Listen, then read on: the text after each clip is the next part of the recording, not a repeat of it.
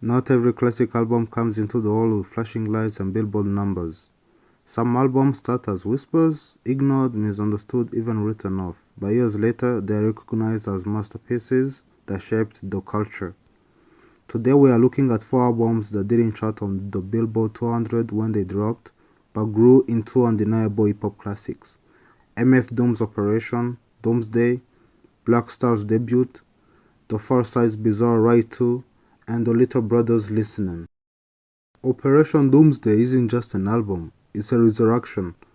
After KMD disbanded and Personal Tragedy struck, Doomed re-emerged in 1999 with a mask, a new identity, and an entirely self-produced project. Fans say it feels like stepping into a parallel universe where hip-hop is both playful and haunted. The sound? Lo-fi beats stitched together from obscure samples, freeform lyricism filled with comic book references, food metaphors, and surreal punchlines. As fans put it, it was messy, it was weird, but it was genius. The highlights are unforgettable. Rhymes like Dimes, a fan favorite for its hypnotic loop and Doom's light-hearted flow. Doomsday, mournful and confessional, remains one of his beloved tracks. Singles like Hey, Gas Draws, and Deadbent gave listeners their first taste of Doom's world. Some tracks like Tick Tick get less love. Fans often call it the album's weakest, but as a whole, Operation Doomsday became an underground scripture. The project that crowned Doom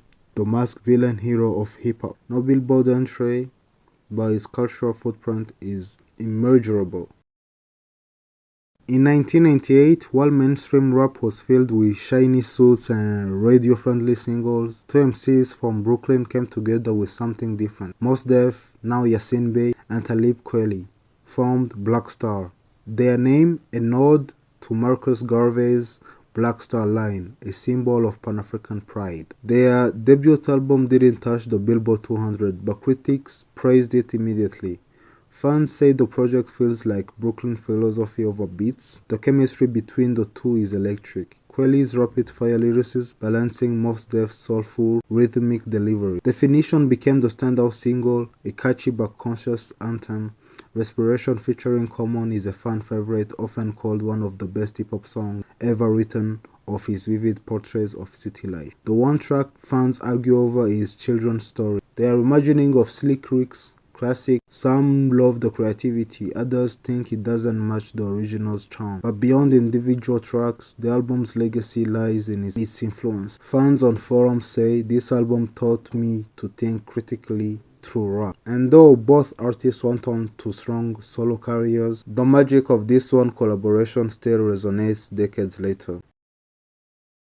Picture this, 1992, West Coast hip-hop is dominated by the hard edges of gangster rap, and then Pharcyde bursts in 4 MCs acting like class clowns set loose in a studio. Bizarre Ride 2, The Pharcyde, didn't chart, but over time fans came to see it as refreshing counterpoint to the era. Rolling Stone called it a pack of class clowns set loose in a studio. AllMusic described it as earthy hip-hop with everybody on the mic street corner energy. Fans love it for its eccentric storytelling, tales of awkward sex, prank calls, embarrassing nights, and heartbreak. The single Passing Me By is the crown jewel, held by fans as the ultimate underdog anthem. Other Fish is the other highlight, a song about moving forward after rejection.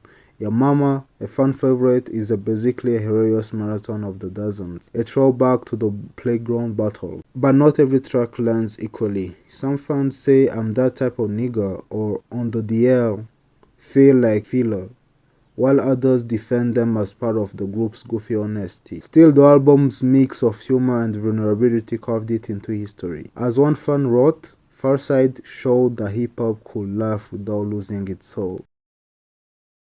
In 2003, radio was dominated by club anthems and 50 Cent's rise. Meanwhile, in North Carolina, 3 young artists were crafting something soulful and sincere. Rapper Big Pooh, Phonte, and producer Ninth Wonder formed Little Brother and released The Listening. Commercially, it did nothing, no billboard placement, but fans who heard it described the experience like finding a hidden diary set to music. Ninth Wonder beats built from chopped up soul records reminded listeners of Pete Rock and DJ Premier. Over that backdrop, Fonte and Pooh rapped about regular jobs, relationships, struggles, and dreams. Speed is a fan favorite, capturing the grind of that rat race. Whatever You Say gets praised for its wit and smoothness. And the title track, The Listening, is a direct manifesto calling out casual listeners who only want a hot song, begging us to really listen.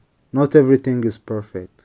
Red Introduction, a skit, is often skipped, but fans online still write things like, "This album saved me when I was ready to give up." That's the level of connection this project has built over time. What do all these albums have in common? They weren't embraced when they first dropped. No shiny plaques, no Billboard success, but the fans, the people who dug deep, who kept listening, turned them into classics. Operation Doomsday, Black Star, Bizarre Ride to The Far Side, The Listening are all proof that true art doesn't always bloom right away. Sometimes it grows slowly until the world finally catches up. So I want to hear from you. Which hip hop album did you discover late only to realize it was a classic? Drop it in the comments, hit like if you are rocking with the culture, and subscribe for more deep dives into hip hop's hidden gems.